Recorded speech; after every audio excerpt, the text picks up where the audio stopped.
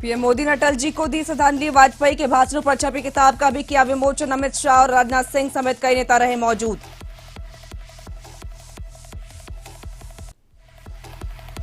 पूर्व प्रधानमंत्री अटल बिहारी वाजपेयी की जयंती आज। मुख्यमंत्री नीतीश कुमार ने उनके चित्र पर माल्यार्पण कर किया उन्हें नमन।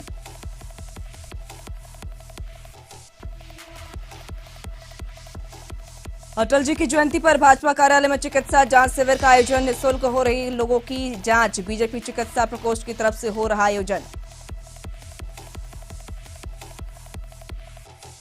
मोकामा में रंगदारी नहीं देने पर एफसीआई कर्मचारी को मारी गोली। गंभीर हालत में बेगूसराय में भर्ती। घर के दरवाजे पर चिपकाया था रंगदारी का पर्चा। और क्रिसमस आज पूरे देश सहित पटना सिटी की कैथोलिक चर्च में प्रभु यीशु का मनाया गया जन्मदिन। निकाली गई झांकियां।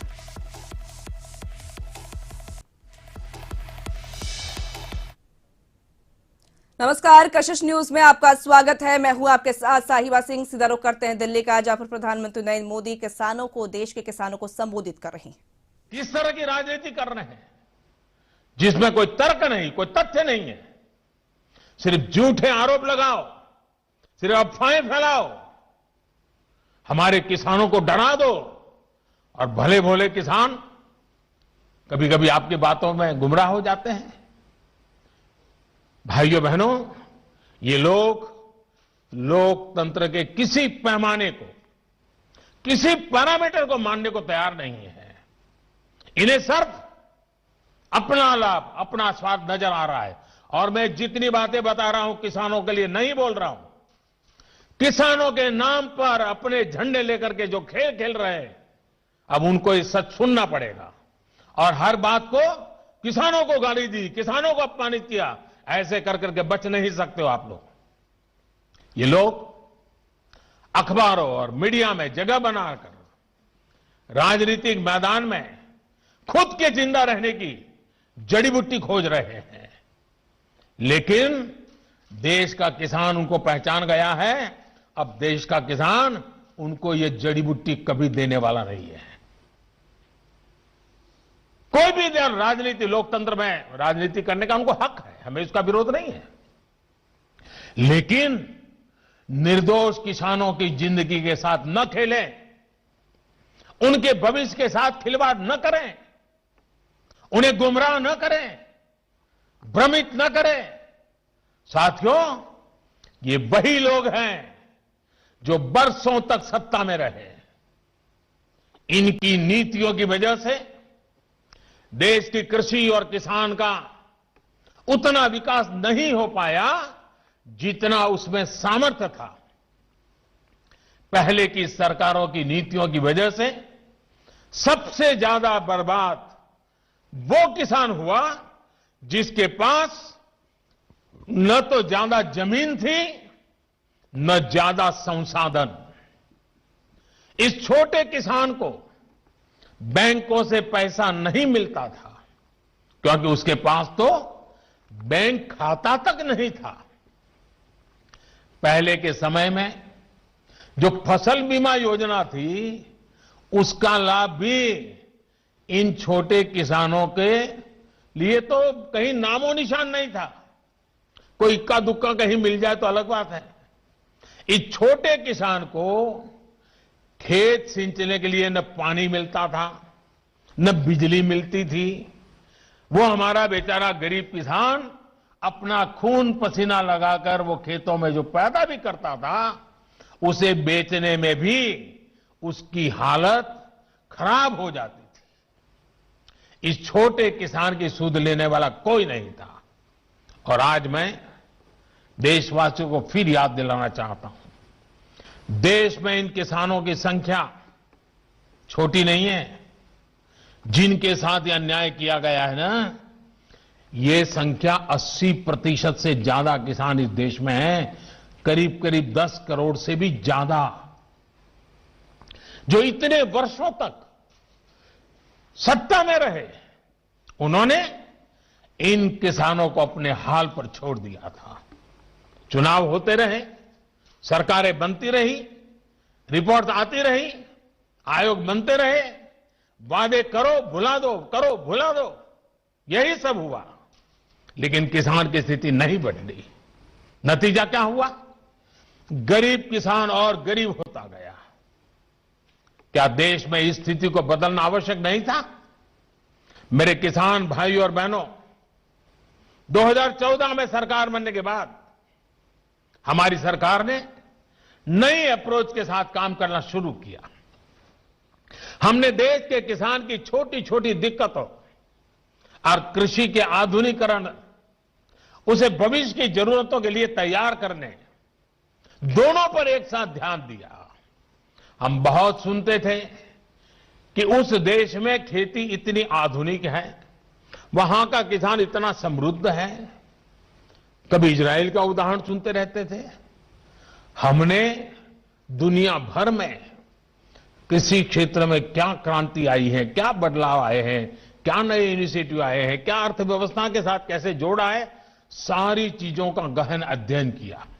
इसके बाद हमने अपने अलग अलग लक्ष्य बनाए और सभी पर एक साथ काम शुरू किया।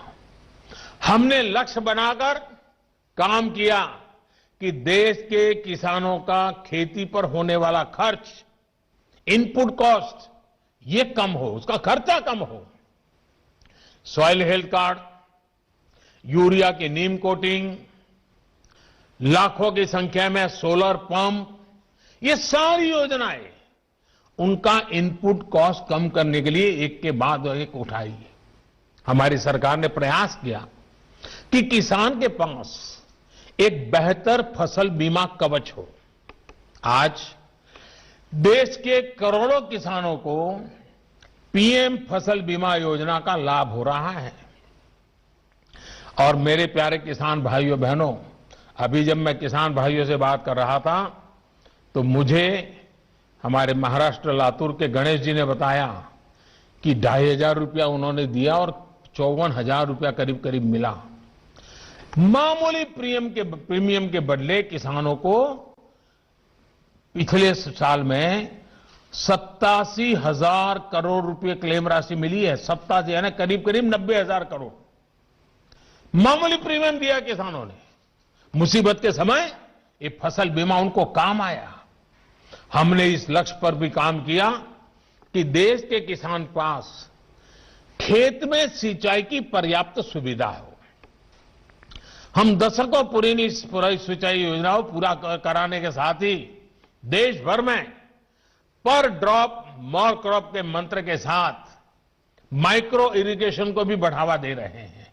और मुझे खुशी हुई, अभी तमिलनाडु के हमारे सुब्रमण्य जी मुझे बता रहे थे कि उन्होंने माइक्रो इरिगेशन से, ड्रिप इरिगेशन से, जो पहले 1 एकड़ का काम होता था 3 एकड़ का हुआ और पहले से ज्यादा 1 लाख रुपए ज्यादा कमाया माइक्रो इरिगेशन से। साथियों, हमारी सरकार ने प्रयास किया कि देश के किसानों को फसल की उचित कीमत मिले। हमने लंबे समय से लटकी स्वामीनाथन कमेटी की रिपोर्ट के अनुसार लागत का 1.5 गुना एमएसपी किसानों को दिया। पहले कुछ ही फसलों पर एमएसपी मिलती थी, हमने उनकी भी संख्या बढ़ाई। पहले एमएसपी का ऐलान अखबारों में छोटी सी जरा जगह बनाना खबर के तौर पर छपता था, किसानों तक लाभ नहीं पहुंचता था, कहीं तराजू ही नहीं लगते थे। और इसलिए किसान के जीवन में कोई बदलाव ही नहीं आता था। हम आज एमएसपी पर रिकॉर्ड सरकारी खरीद कर रहे हैं। किसानों की जेब में एमएसपी का रिकॉर्ड पैसा पहुंच रहा है। जो आज किसानों के नाम पर आंदोलन कर रहे हैं, वो जब उनका समय था तब चूप मार करके बैठे हुए थे। ये जितने लोग आंदोलन चला रहे हैं ना, ये उस सरकार के हिस्सेदार थे, समर्थन करते थे। और यही लोग स्वामीनाथन कमेटी की रिपोर्ट के ऊपर बैठ गए थे, सालों तक बैठ गए थे। हमने आकर के निकाला, क्योंकि हमारे दिल में किसान की जिंदगी को भला करना, कल्याण करना, ये हमारा जीवन का मंत्र है, इसलिए कर रहे हैं। साथियों, हम इस दिशा में भी फसल बेचने के लिए किसान के पास सिर्फ एक मंडी नहीं, बल्कि उसको विकल्प मिलना चाहिए, बाजार मिलना चाहिए। हमने देश की 1000 से ज्यादा कृषि मंडियों को ऑनलाइन जोड़ा। इनमें भी 1 लाख करोड़ रुपए से ज्यादा का कारोबार किसानों ने कर दिया है। किसान ऑनलाइन बेचना शुरू किया है। साथियों, हमने एक और लक्ष्य बनाया कि छोटे किसानों के समूह बने ताकि वो अपने क्षेत्र में एक सामूहिक ताकत बनकर काम करे। आज देश में 10,000 से ज्यादा किसान उत्पादक संघ एफपीओ बनाने का अभियान चल रहा है। उन्हें आर्थिक मदद दी जा रही है। अभी हम महाराजगंज के राम गुलाब जी से सुन रहे थे, 300 के करीब किसानों को इकट्ठा किया है उन्होंने, और पहले की तुलना में 1.5 गुना भाव से माल बेचना शुरू हुआ है। एफपीओ बनाए उन्होंने, वैज्ञानिक तरीके से खेती में मदद ली और आज उनको फायदा हो रहा है। साथियों, हमारे कृषि क्षेत्र की सबसे बड़ी आवश्यकता है गांव के पास ही भंडारण, कोल्ड स्टोरेज।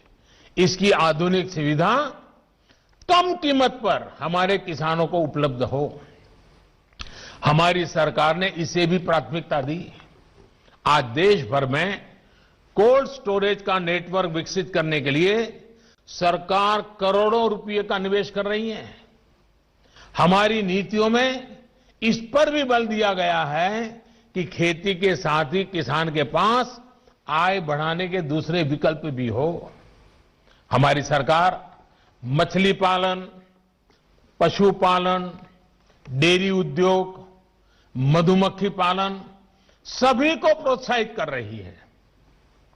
हमारी सरकार ने यह भी सुनिश्चित किया कि देश के बैंकों का पैसा देश के किसानों के काम आए। 2014 में जब हम पहली बार सरकार में आए और शुरुआत थी हमारी, 2014 में जहां 7 लाख करोड़ रुपए का प्रावधान एक किसानों के लिए किया गया था धन के लिए, वही इसे अब करीब 14 लाख करोड़ रुपए यानी 2 गुना किया गया है ताकि किसान को कर्ज मिल सके। बीते कुछ महीनों से करीब 2.5 करोड़ छोटे किसानों को किसान क्रेडिट कार्ड से जोड़ा गया है और अभियान तेजी से चल रहा है। हम मछली पालकों, पशुपालकों, उनको भी किसान क्रेडिट कार्ड दे रहे हैं। ये लाभ उनको भी अब दिया जा रहा है। साथियों, हमने इस लक्ष्य पर भी काम किया, खेती की दुनिया में क्या चल रहा है, इसके लिए देश में आधुनिक कृषि संस्थान हो। बीते वर्षों में देश में अनेक नए कृषि संस्थान बने हैं, कृषि की पढ़ाई की सीटें बढ़ी हैं और साथियों, खेती से जुड़े इन सारे प्रयासों के साथ ही हमने एक और बड़े लक्ष्य पर काम किया। ये लक्ष्य है गांव में रहने वाले किसान का जीवन आसान हो। साथियों, आज जो किसानों के लिए इतने आंसू बहा रहे हैं, इतने बड़े बड़े बयान दे रहे हैं, बड़ा दुख दिखा रहे हैं, जब ये लोग सरकार में थे तब इन्होंने किसानों का दुख, उनकी तकलीफ दूर करने के लिए क्या किया, ये देश का किसान अच्छी तरह जानता है। आज सिर्फ खेती ही नहीं बल्कि उसके जीवन को आसान बनाने के लिए हमारी सरकार उसके दरवाजे तक पहुंची है, खेत के मेड़ तक पहुंची है। आज देश के छोटे और सीमांत किसान को अपना पक्का घर मिल रहा है, शौचालय मिल रहा है, साफ पानी का नल मिल रहा है। यही किसान है जिसे बिजली के मुफ्त कनेक्शन, गैस के मुफ्त कनेक्शन, ये बहुत बड़ा लाभ हुआ है। हर साल आयुष्मान भारत योजना के तहत 5 लाख रुपए तक के मुफ्त इलाज की सुविधा ने आज मेरे छोटे किसान के जीवन की बहुत बड़ी चिंता कम की है। 90 पैसे प्रतिदिन, यानी एक चाय से भी कम कीमत, 90 पैसे प्रतिदिन और 1 रुपया महीना के प्रीमियम पर बीमा, ये मेरे किसानों के जीवन में बहुत बड़ी ताकत है। 60 वर्ष की आयु के बाद 3,000 रुपये मासिक पेंशन, ये सुरक्षा कवच भी आज किसान के पास है। साथियों, आजकल कुछ लोग किसान की जमीन की चिंता करने का दिखावा कर रहे हैं। किसानों की जमीन हड़पने में कैसे कैसे लोगों के नाम अखबारों में चमकते रहे हैं, हम जानते हैं। ये लोग तब कहां थे जब मालिकाना दस्तावेज के अभाव में किसानों के घर और जमीन पर अवैध कब्जे हो जाते थे। गांव के छोटे और सीमांत किसानों को, खेत मजदूरों को इस अधिकार से इतने सालों तक वंचित किसने रखा? इसका जवाब इन लोगों के पास नहीं है। गांव में रहने वाले हमारे भाई बहनों के लिए ये काम आज हो रहा है। अब गांव में किसानों को उनके मकान का, जमीन का नक्शा और कानूनी दस्तावेज दिया जा रहा है। टेक्नोलॉजी की मदद से स्वामित्व योजना के बाद अब गांव के किसान को भी जमीन और घर के नाम पर बैंक से कर्ज मिलना आसान हुआ है। साथियों, बदलते समय के साथ अपनी अप्रोच का विस्तार करना भी उतना ही जरूरी है। हमें 21वीं सदी में भारत की इस कृषि को आधुनिक बनाना ही होगा और इसी का बीड़ा देश के करोड़ों किसानों ने भी उठाया है और सरकार भी उनके साथ कंधे से कंधा मिला करके आगे बढ़ने के लिए कृत संकल्प है। आज हर किसान को यह पता है कि उसकी उपज का सबसे अच्छा दाम कहां मिल सकता है।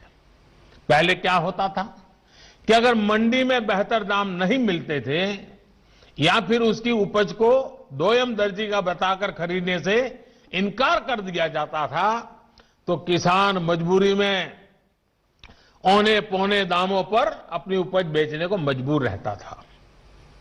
इन कृषि सुधारों के जरिए हमने किसानों को बेहतर विकल्प दिए हैं। इन कानूनों के बाद आप जहां चाहे, जिसे चाहे अपनी उपज बेच सकते हैं। मेरे किसान भाइयों बहनों, मेरे इन शब्दों को आप ध्यान से सुनिए। मैं फिर से कह रहा हूं कि आप अपनी फसल को जहां चाहे आप निर्णय करके बेच सकते हैं।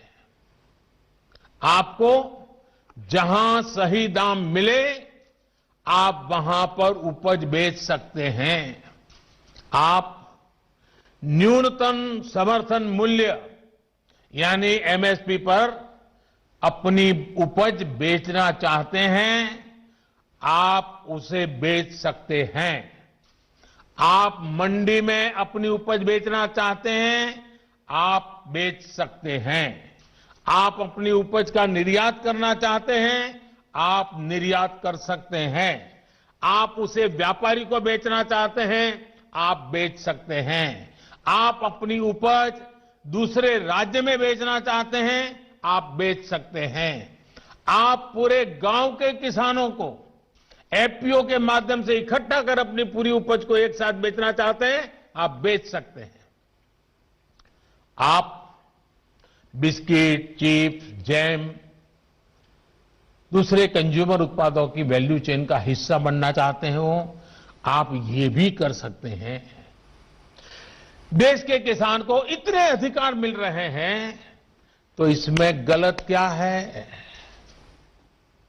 इसमें गलत क्या है कि अगर किसानों को अपनी उपज बेचने का विकल्प ऑनलाइन माध्यम से पूरे साल और कहीं भी मिल रहा है। साथियों, आज नए कृषि सुधारों के बारे में असंख्य झूठ फैलाए जा रहे हैं। कुछ लोग किसानों के बीच भ्रम फैला रहे हैं कि एमएसपी समाप्त की जा रही है, तो कुछ लोग अफवाहें फैला रहे हैं कि मंडियों को बंद कर दिया जाएगा। मैं आपको फिर ध्यान दिलाना चाहता हूं, कि इन कानूनों को लागू हुए कई महीने बीत गए हैं। क्या आपने देश के किसी एक कोने में एक भी मंडी के बंद होने की खबर सुनी है?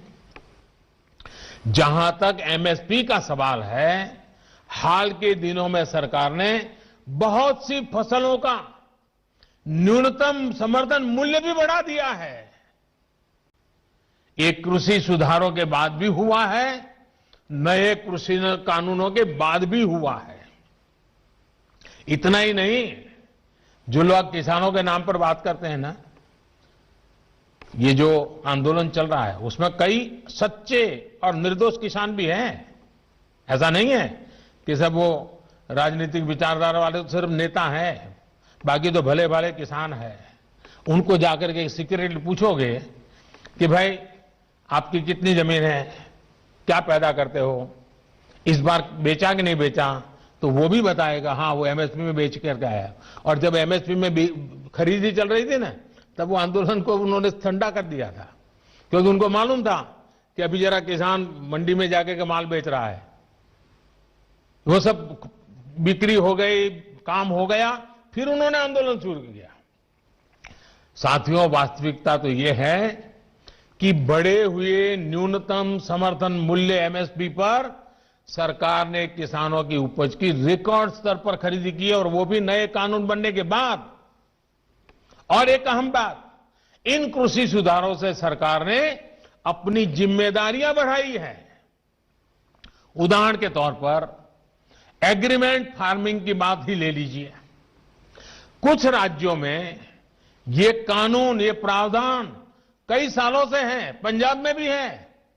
वहां तो प्राइवेट कंपनियां एग्रीमेंट करके खेती कर रही है। क्या आप जानते हैं, पहले के कानूनों में समझौता तोड़ने पर किसानों पर पेनल्टी लगती थी। मेरे किसान भाइयों को भी ये किसी ने समझाया नहीं होगा, लेकिन हमारी सरकार ने ये सुधार किया और ये सुनिश्चित किया कि मेरे किसान भाइयों पर पेनल्टी या किसी तरह का जुर्माना नहीं लगेगा। साथियों, आप ये भली भांति जानते हैं कि पहले अगर किसी कारणवश किसान मंडी नहीं भी जा पाता था तो वो क्या करता था, वो किसी ट्रेडर को अपना माल बेच देता था। ऐसे में वो व्यक्ति किसान का फायदा ना उठा पाए, उसके लिए भी हमारी सरकार ने कानूनी उपाय किए हैं।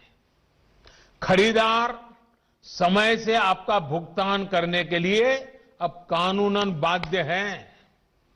उसे रसीद भी काटनी होगी और 3 दिन के भीतर भुगतान भी करना होगा, नहीं तो ये कानून किसान को शक्ति देता है, ताकत देता है, वो अधिकारियों के पास जाकर कानूनी तंत्र का सहारा लेकर अपना पैसा प्राप्त कर सके।